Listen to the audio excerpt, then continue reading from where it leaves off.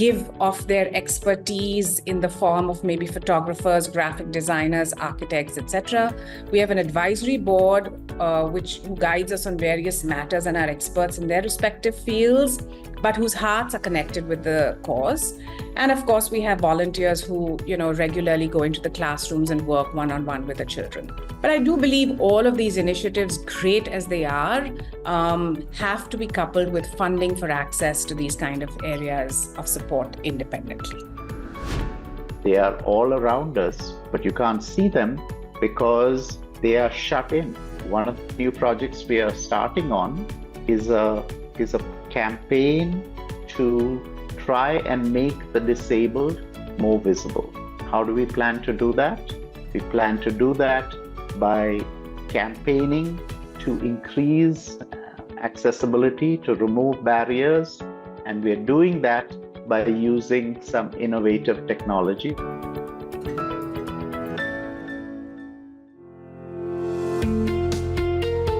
Hello and welcome to a very special podcast series, Unusual Suspects. I'm your host, Gaurav Chaudhary. This is a series about unraveling stories of entrepreneurs, investors, and businesses, and professionals, and of course philanthropists who are disruptors, yet not in your face. Their disruptions have consistently delivered on the purpose their mission have embarked on. Their values are as strong as the mission. Unusual Suspects streams on Earshot.in, Spotify.com, Google Podcast, Apple Podcasts, moneycontrol.com, and a host of other streaming platforms. In these special episodes, Catalyzing Change, the Power of Family Philanthropy, as part of Unusual Suspects in collaboration with GivingPi, India's first family-focused philanthropy network, we'll be talking about the rapidly evolving philanthropic landscape and the paradigm shift that is underway. Philanthropists are increasingly leveraging technology, engaging in collaborative efforts, and exploring innovative financial models, besides placing a strong emphasis on equity and inclusion in their giving strategies. Together with families and philanthropists, we explore diverse giving approaches and evolving perspectives, aiming to inspire a new era of impactful philanthropy, especially in critical and underserved sectors. Despite existing laws, persons with disabilities often face mistreatment and are denied basic human dignity. There is a critical need for philanthropy to step up its efforts and invest with greater intentionality in the disability space in India.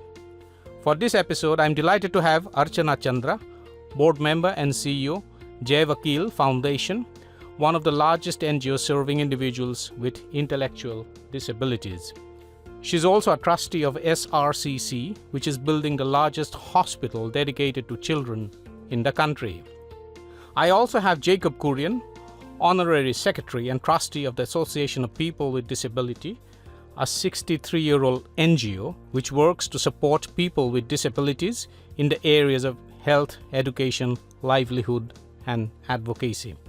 Welcome to Unusual Suspects, Archana and Jacob. Delighted to have you here.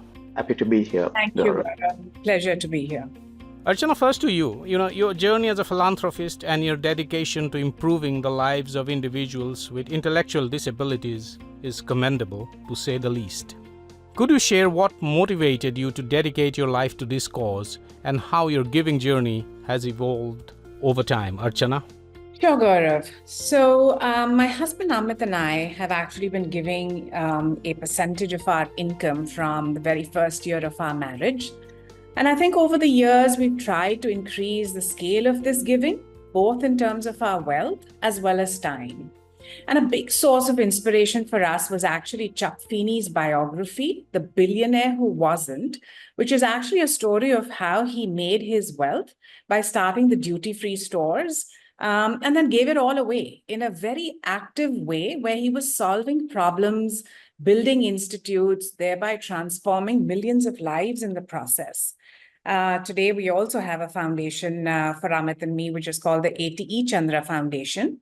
And this has helped actually give structure to our giving. It also helps us to focus on areas that we care deeply about, as well as maximize our returns.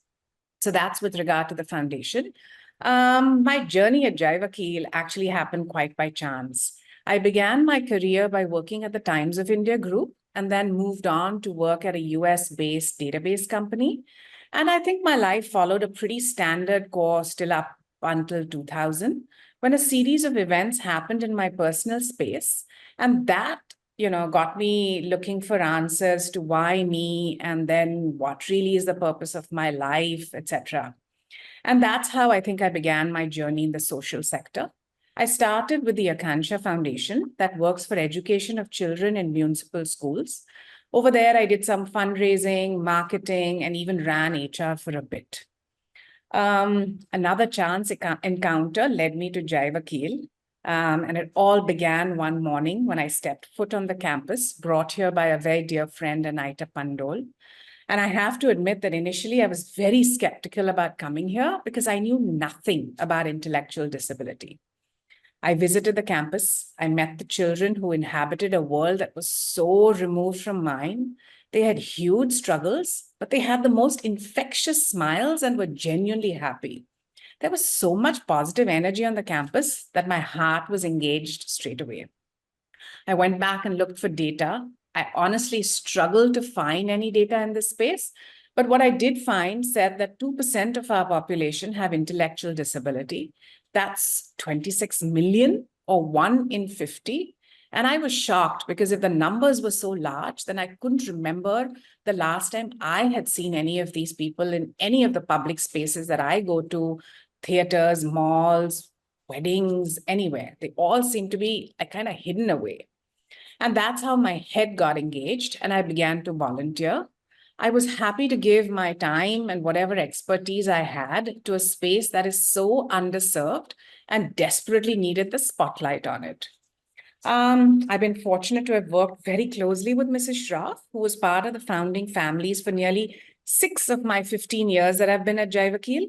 And 11 years ago, when Mrs. Shroff passed, I took on the leadership role. Today, Vakeel is the oldest and largest not-for-profit in this space. Actually, this is our 80th year, so we've been around for longer than even India's independence. And we serve children and adults with intellectual disability. We have about 700 students from the ages of 3 to 50 across the 3 campuses, that's Mumbai, Devlali, and Talegaon. And our goal for all our children is inclusion, and we've divided that to be at a family, community, and society level. Our main areas of intervention are healthcare, education, and skill development, through which we aim to equip and empower our students as well as their families to lead more inclusive lives. Thank you, Archana. Jacob, your transition from a successful corporate career to serving as a trustee and honorary secretary at the Association of People with Disability, APD, is quite inspiring. Could you share what motivated you to shift your focus towards empowering people with disabilities and perhaps highlight your personal journey of giving in this space? Let me first say that it's such a privilege to be with Archana and Amit, and to have known Archana and Amit because their personal example is so inspiring. I started my career with a couple of decades in the Tata Group.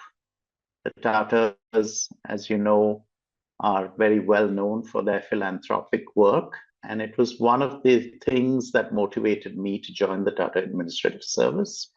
But having joined the Tata Group as an employee, I discovered that there was very little engagement that we had in the philanthropic work. The trust did all the work and we generated maybe the profits that enabled the Tata Group to support the trust. I then had the opportunity to go to America, where I observed that volunteering and employee engagement could be done in a far more engaging manner. From the CEO down, people, even if it was only symbolic, participated in a lot of the activities and the giving challenges. So when we came back to India and I joined Titan, it was my hope that I would do something a little different. We did a couple of very innovative partnership programs with NGOs, but we were all busy with, our line responsibilities.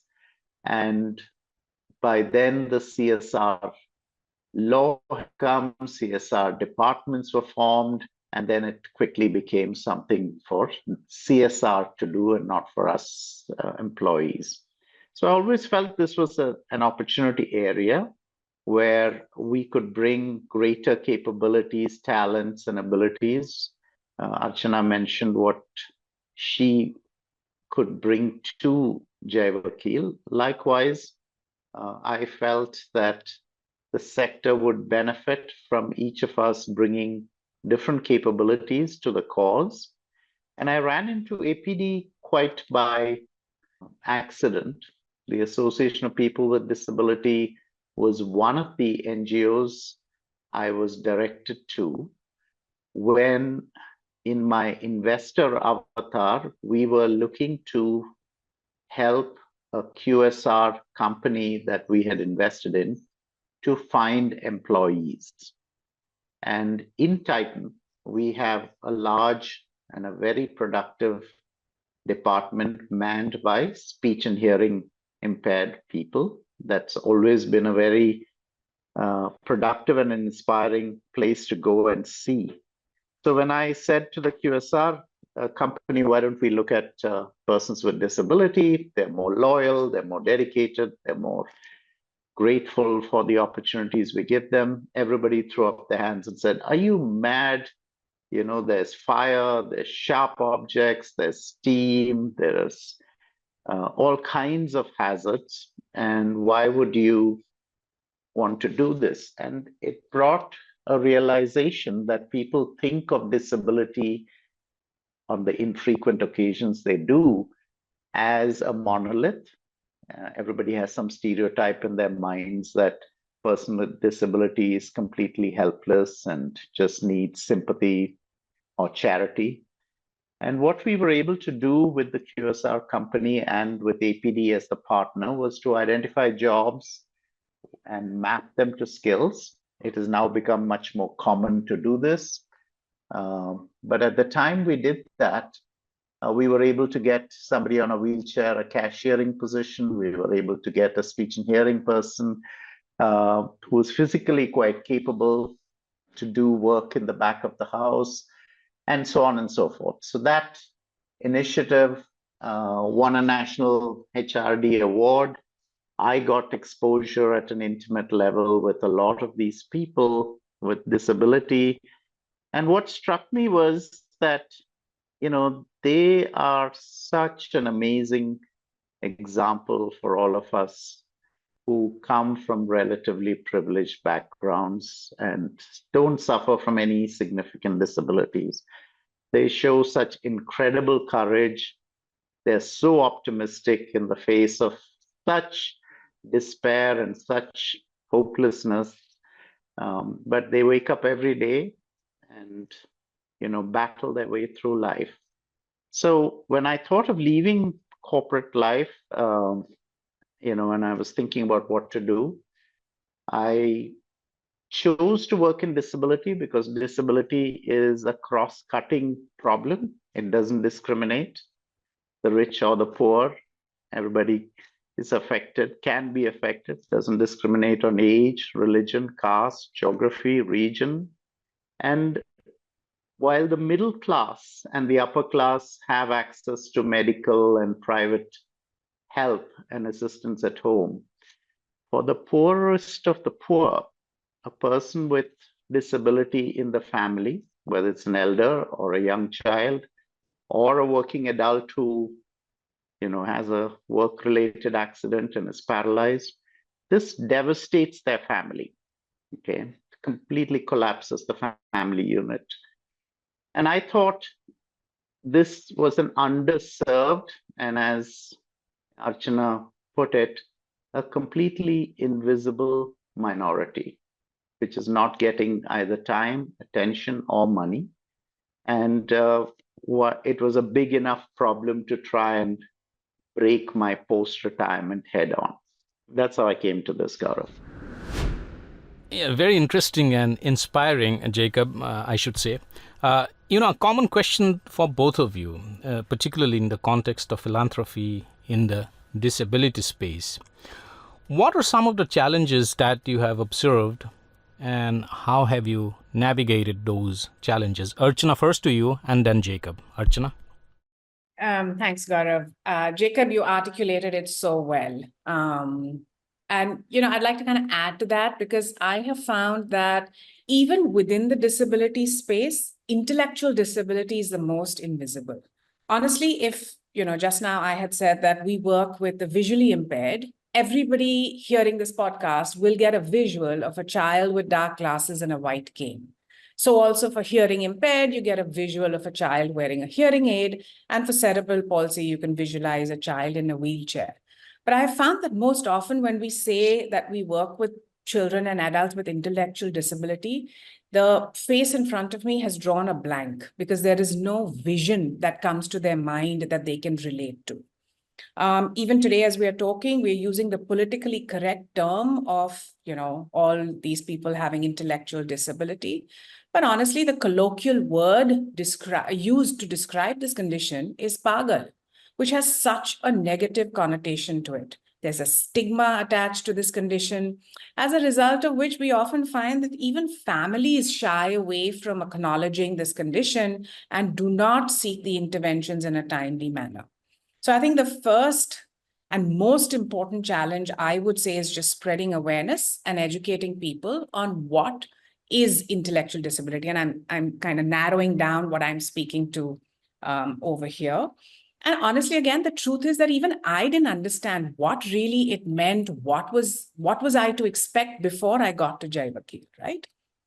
And I feel once people understand it, they will be less afraid and thereby more accepting, which will then eventually lead to the inclusion of these people in mainstream society. Like I mentioned earlier, when I was looking for data to support my understanding of how many people even have intellectual disability, I couldn't find any data, right? The census says 2% of our population has disabilities. So I was struggling to find data that I could work with. NIPID says it was 2%. It was only recently that, DASRA actually partnered with the Bank of America to create this report called, I think, Count Me In, and which said that 2 to 3% of our population has intellectual disabilities. So I feel initiatives such as these, where organizations like a DASRA, supported with and partnered by, Bank of America, create reports like this, will go a very long way in even ascertaining the size and magnitude of the issue that we are discussing. At Vakeel, we work with the entire spectrum of intellectual disability, which again is such a huge challenge. There are no benchmarks. Tracking of measurement of outcomes is tricky, as each child with disability is unique, needs specific interventions, and often progress is slow. So it's important that donors make the effort to really understand the space and agree to be partners in the long term. The second big challenge, which comes again from lack of awareness, again, would be funding. So I took over the leadership role in 2013, and fundraising was one of our big challenges. Of course, it continues to be. But I was really hopeful because, again, like Jacob mentioned, in 2014, the CSR bill was passed. And I was like, oh, yay, we're going to get some money our way. But the truth of the matter is that, we used to start our pitch by saying we're a 69-year-old organization. We work with students and with intellectual disability. We do blah, blah, blah, blah, blah, blah, blah. And often the person on the other side would say, oh, you lovely human being, you great organization, you're doing amazing work. But unfortunately, we don't support intellectual disability. And this happened to us many, many times. And we used to always ask them at the end of, the conversation, what are the areas that you do support? And they would most often say healthcare, education, and skill development. It took many such meetings for us, for the penny to drop. And we learned how to change our pitch to say that, we do education, healthcare, and skill development for our kids, and they just happen to be intellectually challenged. And that's how really we broke through our first donor, which was Credit Suisse, and started supporting us, which was a huge game changer. Because again, when organizations like this make the effort and time to understand the cause and support it, it helps the ecosystem to also consider you favorably. I'd like to give a shout out over here to actually H.T. Parekh Foundation, which does the most amazing job of recommending other donors to NGOs in the disability space. Within fundraising, it's one thing to raise money for OPEX, but the other is building a corpus. No one wants to give us money for trying new things. Everyone wants to fund proven programs. And I think in a space like ours, it's very important to try new things. Like I said, there are no benchmarks, there are no standard ways of doing things. So how do you try new innovative things out of which all will not succeed, only some will? And we now have candid palms up conversations with all our donors and actually urge them to give a percentage of their funding towards corpus and not only program. In 2019 was actually Vakeel's 75th year anniversary. And we envisioned a unique project, which we called Champions of Change, in order to raise funds for the Institute, as well as spread awareness and help in long-term sustainability. We are excited to share that we got 101 donors who pledged an amount to help us build this corpus. I think the third area that one struggles with is talent. The ask from the social sector is huge. The resources available to us are limited, and we always have to think different in terms of how to get work done, because most donors do not want to fund non-program costs. A big challenge is, of course, to access talent to be able to do what we want. And here, I think I'd like to just add that when I'm talking about philanthropy, I'm talking about not just giving money, but also time. So in 2013, when I took on the leadership role, we wanted to do so many things. Our bar was high, but we just didn't have the funds. And so we were forced to actually think of out-of-the-box ways to do things. And here we learned how to leverage the volunteering model. So Gaurav, at that time, our name used to be the Research Society for the Care, Treatment, and Training of Children in Need of Special Care. A mouthful that nobody understood. And they'd say, oh, so what do you do? And then when we said Vakeel Foundation, they were like, oh, yes, we've heard of them. And, if anyone agreed to give us money, that name wouldn't even fit on our check. So we actually changed our name. We called it the Vakeel Foundation, but we needed somebody to help with branding, the logo, the color, the look and feel.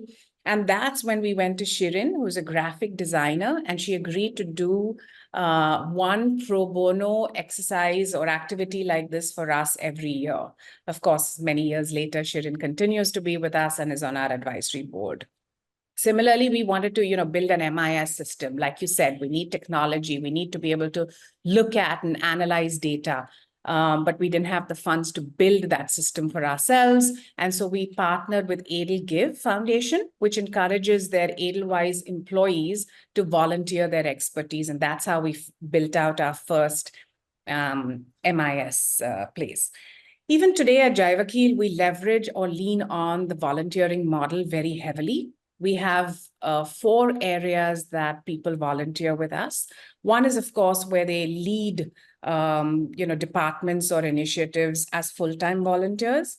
The second is where professionals come in to just give of their expertise in the form of maybe photographers, graphic designers, architects, etc. We have an advisory board who guides us on various matters and are experts in their respective fields, but whose hearts are connected with the cause. And of course, we have volunteers who, regularly go into the classrooms and work one-on-one with the children. But I do believe all of these initiatives, great as they are, have to be coupled with funding for access to these kind of areas of support independently. Great, Archana. Very, very inspiring. Jacob, sorry to interrupt. You were speaking something, but I just wanted to touch upon one point to you, Jacob, also, because Archana raised a very important point on when the CSR law came. And, at that time, people like you who are working in this space thought that it's going to open up a whole host of easier access and opportunities to do a lot of philanthropy work through institutional funding. Did you have similar expectations, and do you think those expectations have actually not been met? Jacob? So in our case, it's a mixed bag in the sense that the amount of funding that we have raised has significantly increased because, like Archana, we too figured out how to explain what we do in a manner that CSR teams can understand. But the nature of the CSR law, which is very much focused on a short-term commitment based on that 2% this thing, so at most 2 years or 3 years, makes for a very challenging operational environment for people like us who have teams in remote areas and work on intractable problems like climate, like disability. If somebody funds you for a year and says, okay, do something, make people better, it's really not possible to do that. You need a sustained intervention for 3 or 4 years to see the benefits of that happening. And as you know, in APD, we work across the life cycle of a person with disability. We start with identifying children in our early intervention program. We go house to house to find these children with developmental delays because the mothers are often illiterate and don't even know that their child is not meeting developmental milestones. We then try to get them to train the mothers to be the primary interventionists. And when the child starts to respond, we then try to get them into the education system, whether it's Anganwadis and then into government schools. Again, government schools are not equipped. They have to admit these kids, but there are no special teachers. The schools are not adapted. Toilets are not accessible. And there are a whole host of how do children get to school and back if you have a disability, so on and so forth.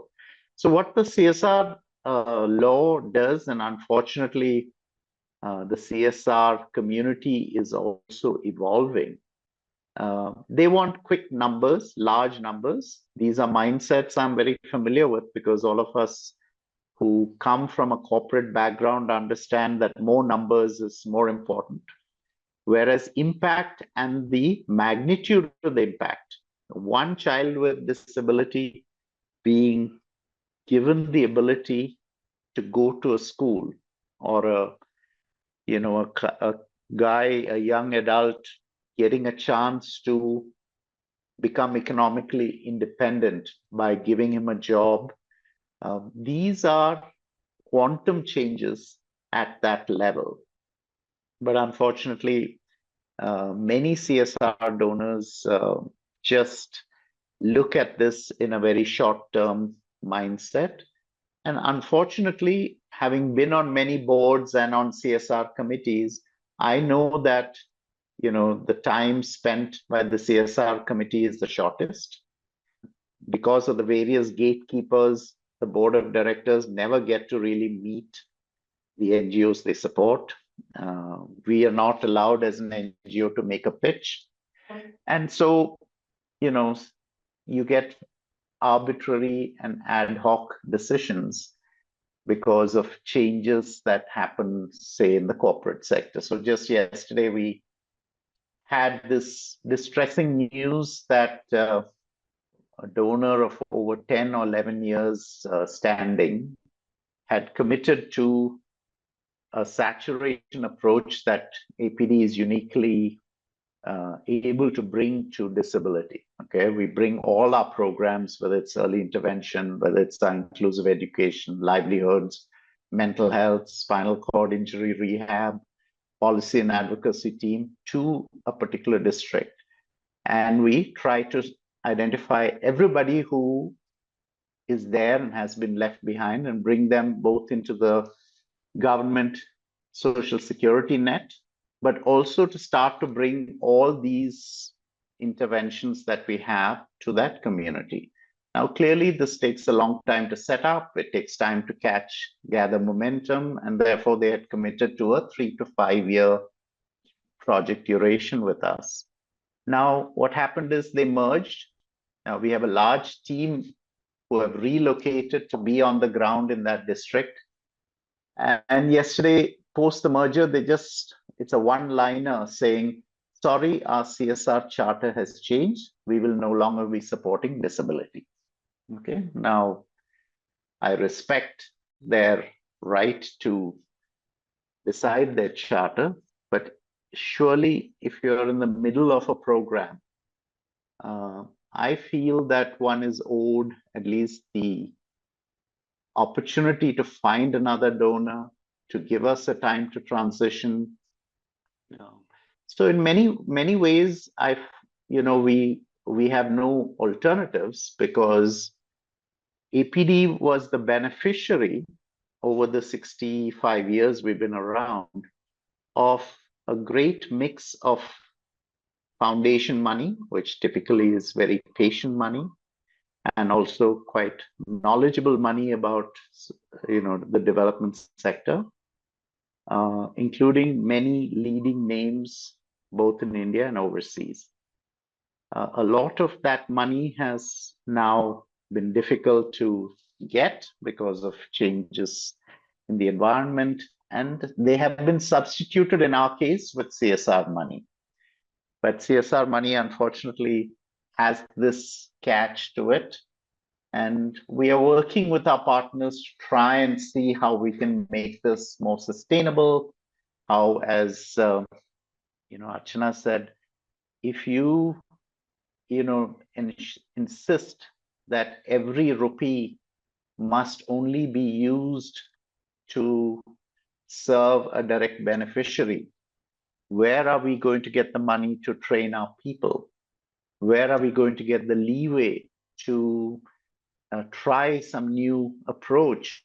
Because we are constantly trying to reinvent the delivery of healthcare in communities at the last mile, because that's what disability needs. Big tertiary healthcare model that's being pushed is not suitable for persons with disability, because the cost of going to a tertiary hospital and back, and the number of times you have to go and come back, the loss of wages while the caregiver goes, the difficulty in transportation, all of these, and there are a whole host of reasons why community-based delivery of healthcare is what we need to do. So we need private money, private philanthropy to step into the breach, because you don't have to publish your own annual report showing growing numbers. You can study and appreciate the transformative impact of the work that we do, and you can be patient, which unfortunately by law CSR typically is unable to do. So as we look at the evolving sector, the sector in terms of funding, I think there is now a greater awareness about disability, but the disability is still invisible. Okay, so people often ask me, so what do you do? Are you on this board? Are you mentoring this company? I said, no, I don't do anything. I just volunteer with this NGO. What do they do? Oh, they work in disability. Oh, disability. Okay, is that a big problem? And I say, well, it is one of the largest invisible minorities in the country. Unfortunately, we are undercounted. The 2% is a 2011 census, when there were just 7 types of disability in the census. It's 2024. The RPWD Act passed in 2016 recognizes 17 types of disabilities. Developed countries have 15% of their population estimate as persons with disability. And you can imagine what that means if you apply the same benchmark on 140 crore people.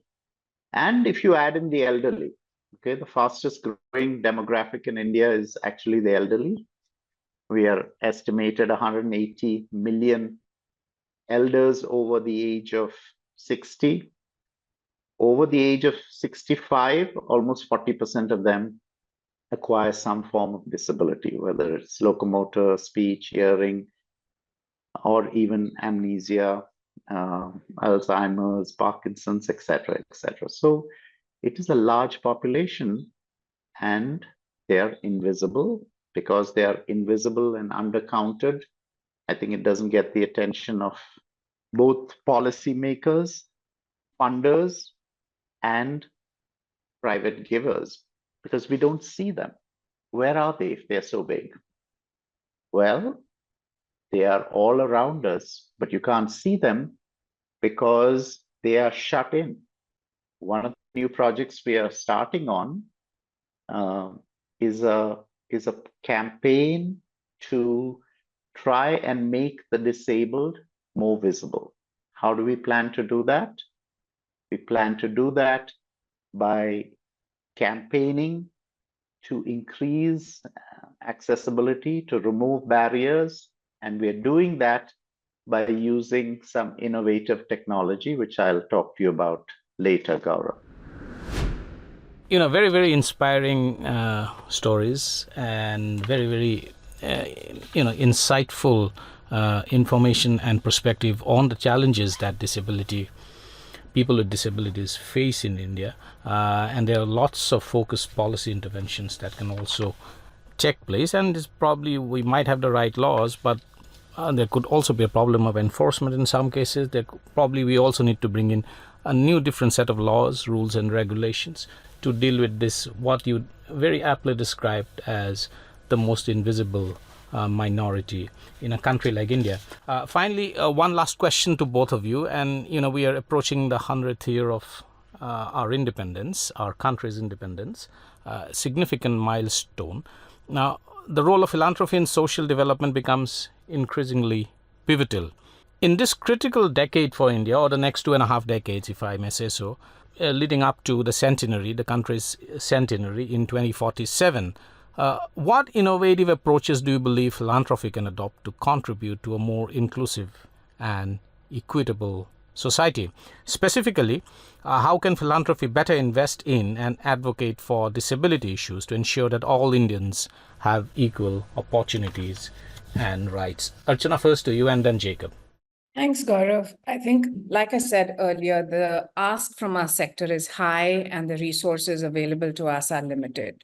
I think going forward, one of the biggest needs is capacity building of organizations as well as the disability sector as a whole.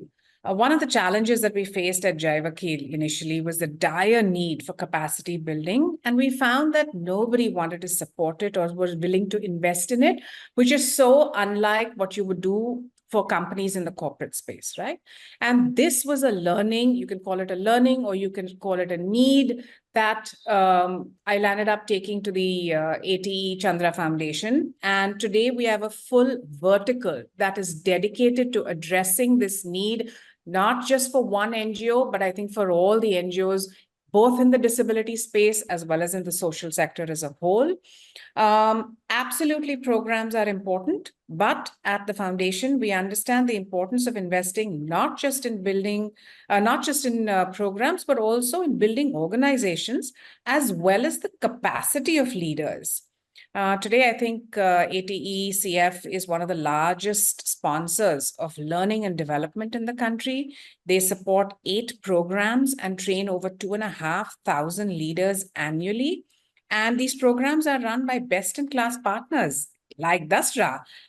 And our whole theory of change through that is that inspired and well-equipped leaders are as critical to better outcomes in the social sector as the IIT and IIMs were to building corporate India in the past 3 decades. The second thing I would say is having collaborative partnerships, right? Creating platforms where government agencies, donors, and NGOs working in the space of disability can come together, collaborate, share, learn, and make better impact. I think, again, giving circles and having one on disabilities like the one Dasra has on other areas or sectors would be so fab to have. I believe partnering with the government is also very important, Gaurav, because philanthropy at the end of the day is only 2% of the social spending. 98% of the spending comes from government across areas, including disability. And as an NGO in this space, I think our job is to create proof of concepts of what works and then partner with the government to take them to scale. So, for example, in our space of intellectual disability, there's actually no board. There's no standardization of curriculum, what to teach, how to teach. And so at Vakeel, we built a checklist on how do you assess every single child, and then how do you teach them using standardized methods of teaching, which was just layered, for children like ours to learn. And all of this was funded by donors. But now we've partnered with the government to take it to scale all across Maharashtra for all schools that work with children with intellectual disability. And I think this kind of a collaborative mindset, partnership, etc., is really the way that you'll be able to create impact or do justice to the entire need across the country. And the third one, of course, is policy advocacy, because I think here philanthropy plays a very crucial role in helping advocate for policy changes that promote the rights and inclusion of people with disabilities. I think evolved givers can leverage their influence to help shape legislation, promote inclusive practices, and actually hold decision makers accountable for upholding the rights for these people. Jacob? So my advice to potential philanthropists and those considering supporting our cause is to think about us like you would with a VC investment. Spend all your time diligencing us, satisfy yourselves about our credentials and our values and ethics, and then to give us the time and the space and the resources to build out a program. It's like what somebody would say, well, take the time to get your product market fit. Social change is incredibly more complex. You go into a new community, you're dealing with the politics of the space, you're dealing with the government bureaucracy, you're dealing with religion, caste, challenges, and how remote that geography is, trying to get data, which is often very poor in India. So it takes time, and you should think about this as one of your investments, that you give time and patience and support to allow it to play out and to see those results, and to encourage well-meaning NGOs that they have the permission to try and fail. Okay, there's so much of anxiety about donors and about failure in the NGO sector that we are often timid about trying new things. As an example, I just want to share this project that we are just embarking on. It's called Yes to Access, and it says we need to give the same rights of access to public spaces, restaurants, shops, parks, wherever able people go. We need to give that same access to our fellow citizens who are disabled, because only then can we have a truly inclusive society. It would also make them more visible. The reason you see many more persons with disability abroad and not in India is because public spaces there are designed to be accessible. So we thought about this and we came to the conclusion that there aren't enough accessibility auditors available. The Prime Minister has announced this campaign in 2016 called the Sugamya Bharat Abhiyan, or the Accessible India campaign, but there just aren't enough accessibility auditors. So how do we solve for that? So we are working on an innovative AI-based mobile phone camera-based product app that will allow a lay person to actually take pictures that would be then checked for accessibility by AI at the back end, and then populated onto a map as a public good, where if you're taking your elderly mother or somebody with disability, before they go to a place, they know what barriers they're likely to face. Now, in this campaign, we have a donor, but the donor will support only the first phase. We also recognize that NGOs and the donors can't do this alone.